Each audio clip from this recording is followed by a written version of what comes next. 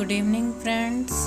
Saraswati study channel में आपका हार्दिक अभिनंदन है और हम अपने सब्सक्राइबर्स का भी आभार प्रकट करते हैं और आगे जिन्होंने सब्सक्राइब नहीं किया उनसे भी प्रार्थना करते हैं कि हमारे चैनल को सब्सक्राइब करें, लाइक करें व शेयर अवश्य करें। आज की इस वीडियो में हम विराम चिन्ह क्या हैं और उनके प्रकार एवं प्रयोग के बारे में जानेंगे। तो सबसे पहले हम विराम का अर्थ बताएंगे। विराम का अर्थ है ठहराव लेना या फिर रुकना।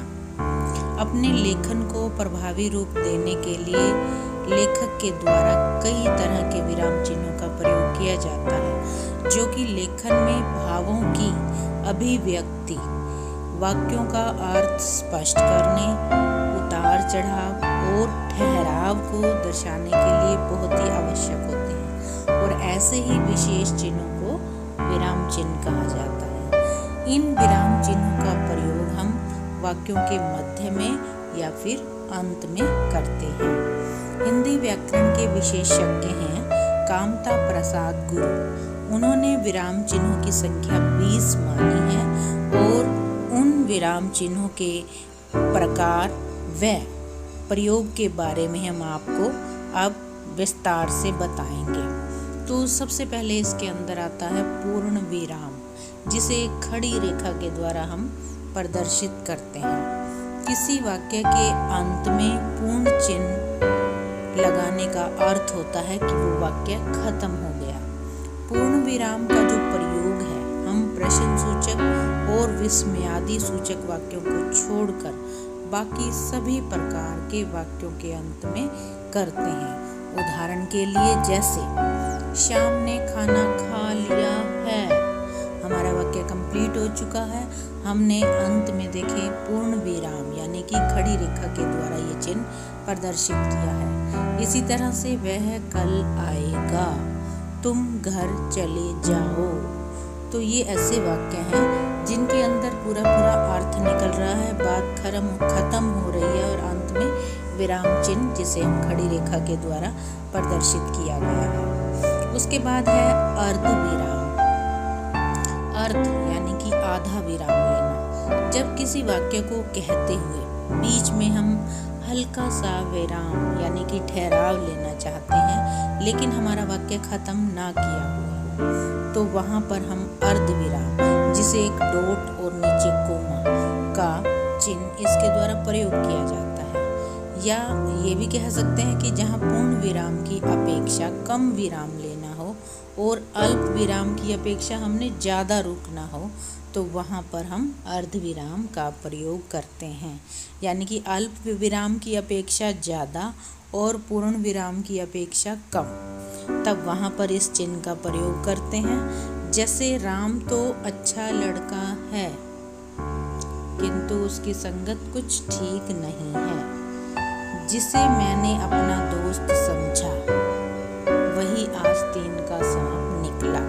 तो वाक्यों को प्रभावी बनाने के लिए इस तरह के चिन्हों का प्रयोग किया जा रहा है। उसके बाद आता है अल्प विराम। जब किसी वाक्य को प्रभावी रूप से कहने के लिए वाक्य के अंदर अर्ध विराम से ज़्यादा लेकिन पूर्ण विराम से कम देर रुकना हो, तो हमें अल्प विराम का जो चिन्ह है वहाँ पर हम प्रयोग करते हैं। इसे हम एक कोमा के द्वारा प्रदर्शित करते हैं। जैसे श्याम, जरा इधर आना, हाँ मैं कल दिल्ली जाऊँगा। तो अल्प विराम का प्रयोग हम किन किन परिस्थितियों में करते हैं, इन पर प्रकाश डालेंगे। सबसे पहले हम अंकों को लिखते हैं, जैसे 1 2 3 5 6 डिजिट लिखते हैं तो कोमा लगाते जाते हैं। ऐसे ही हाँ और नहीं के बाद भी इसी तरह कोमा लगाया जाता है।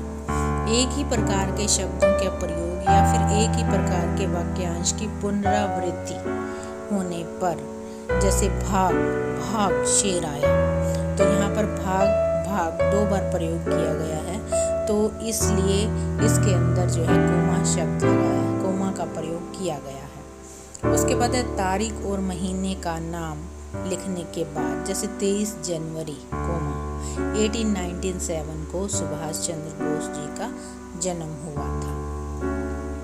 हमारा 4th विराम चिन्ह है प्रश्न चिन्ह, जिसे कड़छी के साइन के द्वारा प्रयोग किया जाता है। प्रश्न सूचक वाक्यों के ये अंत में लगाया जाता है, अर्थात जिस वाक्य में किसी प्रश्न के पूछे जाने के भाव की अनुभूति हो, वहाँ पर प्रश्न चिन्ह का प्रयोग करते हैं। जैसे तुम तो यहाँ के नहीं लगते, यह तो तुम्हारा घर नहीं है, तो तुम आज यहाँ नहीं आने वाले थे, तो क्वेश्चन मार्क का प्रयोग किया जा रहा है। इसी तरह क्या, कहाँ, क्यों, कब, कैसे, किस लिए आदि का प्रयोग जिन वाक्यों के अंदर होता है, वहाँ वाक्य के अंत में प्रश्न चिन्ह का प्रयोग किया जाता है। जैसे तुम्हारा नाम क्या है, तुम कहाँ जा रहे हो, तुम यहाँ क्यों आए हो, तुम्हारा यहाँ कैसे आना हुआ, तुम दिल्ली से कब आए। उसके बाद है आश्चर्य चिन्ह, जिसे हम विस्मयादि बोधक चिन्ह भी कहते हैं। विस्मयादि सूचक जो वाक्य होते हैं, वहाँ पर इन चिन्हों का प्रयोग किया जाता है। जैसे जिन वाक्यों में आश्चर्य, घृणा, शोक, हर्ष आदि भावों का बोध होता है, उन भावों को बोध कराने के लिए इस चिन्ह का प्रयोग करते हैं। इसे हम एक्सक्लेमेशन साइन भी कहा जाता है इंग्लिश के अंदर।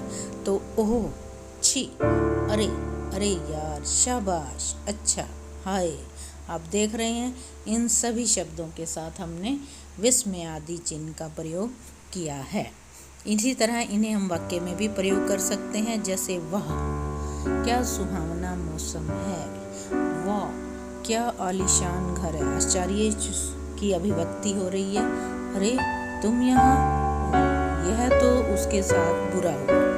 इस तरह से हम विस्मयादि सूचक साइन का प्रयोग करते हैं। छठा है निर्देशक चिन्ह, जिसे हम डैश भी कहते हैं, या फिर इसे हम संयोजक या समासिक चिन्ह भी कहते हैं। तो इसे हम इसे रेखा चिन्ह भी कहते हैं। एक छोटी सी रेखा लगाकर इसका प्रयोग किया जाता है। किसी के द्वारा कही बात को दर्शाने के लिए भी हम इस चिन्ह का प्रयोग करते हैं। जैसे प्रधानाध्यापक ने कहा, फिर हमने निर्देशक चिन्ह लगाया। क्या कहा, निर्देश दिया गया, कल विद्यालय में अवकाश है।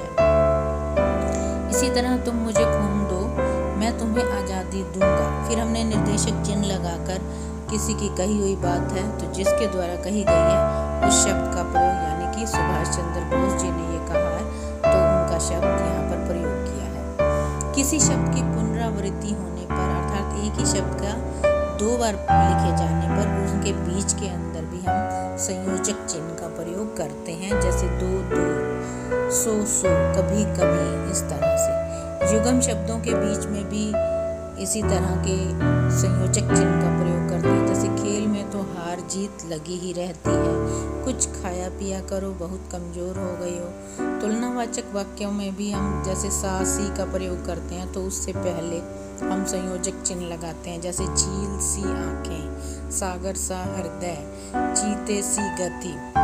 उसके बाद जो 7th है कोष्टक, ब्रैकेट जिसे हम कहते हैं इंग्लिश में। अलग अलग तरह की ब्रैकेट का हम इसमें प्रयोग करते हैं। कोष्टक का प्रयोग किसी शब्द को हम स्पष्ट करने, कुछ अधिक जानकारी देने आदि के लिए कोष्टक चिन्ह का प्रयोग करते हैं। जो कोष्टक का उपयोग है वो मुख्य रूप से वाक्य में शब्दों के बीच में करते हैं।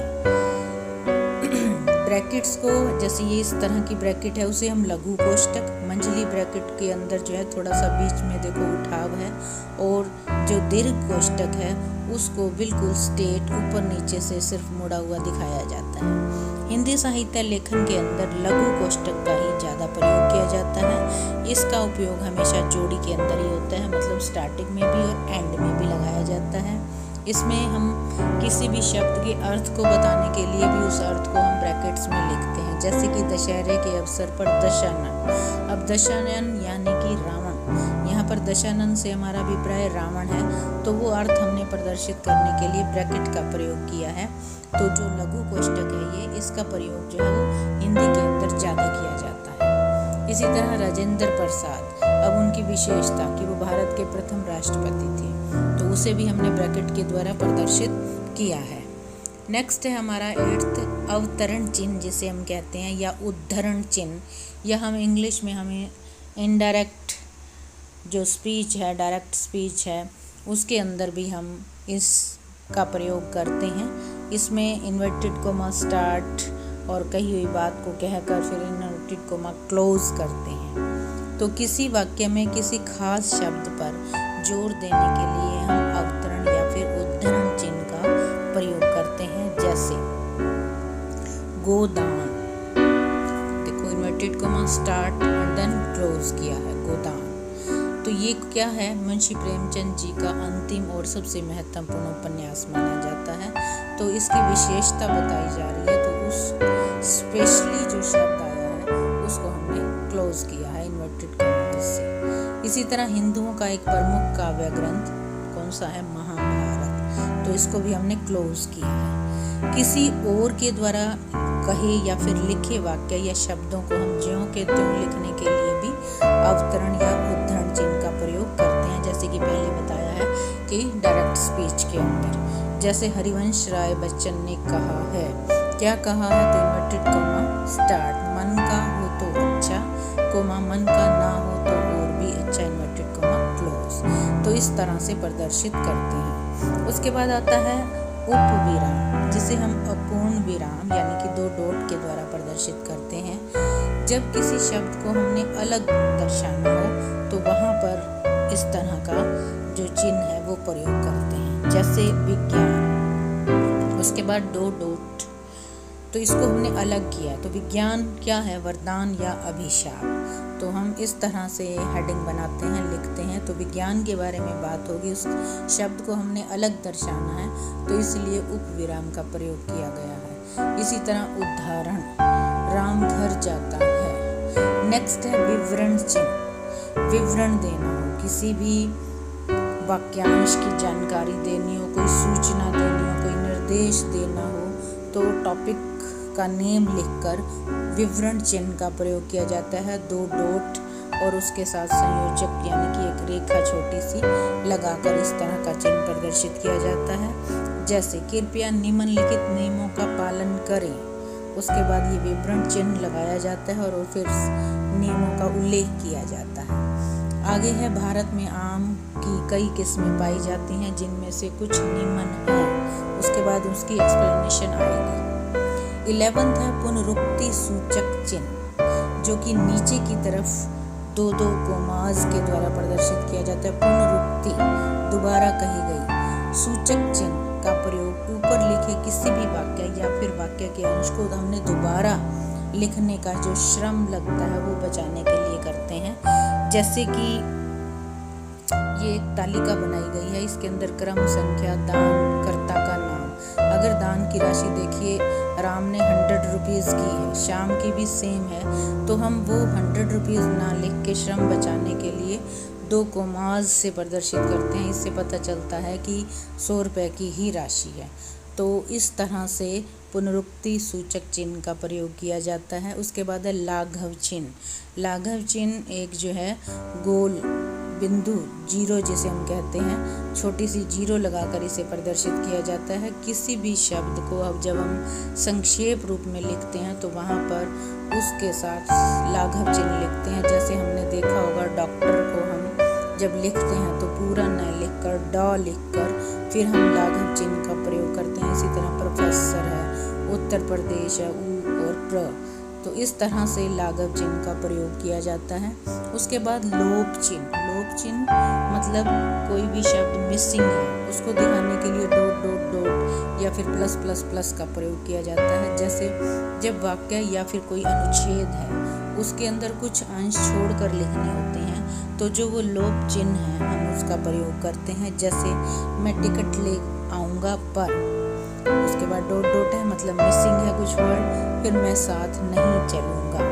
उसके बाद दीर्घ उच्चारण चिन्ह, ये हम छंदों के अंदर भी प्रयोग करते हैं, जिसे हम एस की आकृति में गुरु के चिन्ह को दर्शाने के लिए करते हैं। तो जब वाक्य में किसी शब्द विशेष के उच्चारण में अन्य शब्दों की अपेक्षा अधिक समय लगता है तो वहाँ पर दीर्घ उच्चारण चिन्ह का प्रयोग करते हैं। जैसे कि मैंने पहले पहले भी बताया है कि छंदों के अंदर दीर्घ मात्रा का प्रदर्शन करने के लिए हम एस का प्रयोग करते हैं और लघु मात्रा का प्रदर्शन करने के लिए हम खड़ी रेखा का प्रयोग करते हैं। जैसे कि उदाहरण के अंदर दिखाया गया है, देखत भृगुपति वेश कराला। तो इसमें हम मात्राएं जो हैं वो बनानी है। तो दे को एक ही मात्रा आई है, इसीलिए गुरु चिन्ह हुआ। ख अकेला वर्ण है, तो इसे हम लघु चिन्ह यानी कि एक खड़ी रेखा के द्वारा प्रदर्शित करते हैं। तो ये हमने छंदों के अंदर आपको जो है बताया भी हुआ है।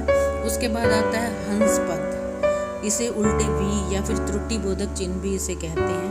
उल्टे वी के द्वारा प्रदर्शित किया जाता है जब किसी वाक्य अथवा वाक्यांश के अंदर कोई भी शब्द है या फिर अक्षर है वो लिखने में हमारा छूट जाए, भाई हम उसे लिखे ना, तो उस छूटे हुए वाक्य के नीचे हमें हंस पद चिन्ह यानी कि उल्टा वी का प्रयोग कर छूटे हुए शब्द को हम ऊपर लिख देते हैं। जैसे राम कल, हमने इसके अंदर ये साइन दिया हुआ है और ऊपर लिखा हुआ है दिल्ली, यानी कि दिल्ली जो है वो बीच में लिखना भूल गए या छूट गया तो हम ये साइन देकर इस तरह से ऊपर लिख सकते हैं। उसके बाद तुल्यता सूचक। तुल्यता सूचक मतलब इक्वलिटी दिखाने के लिए, जैसे किसी शब्द अथवा गणित के अंकों के बीच की इक्वलिटी को दर्शाने के लिए हम इस तरह का चिन्ह प्रयोग करते हैं। इसे इक्वल भी कहा जाता है, जैसे अशिक्षित इक्वल अनपढ़। बराबर भी कहते हैं इसे हिंदी में।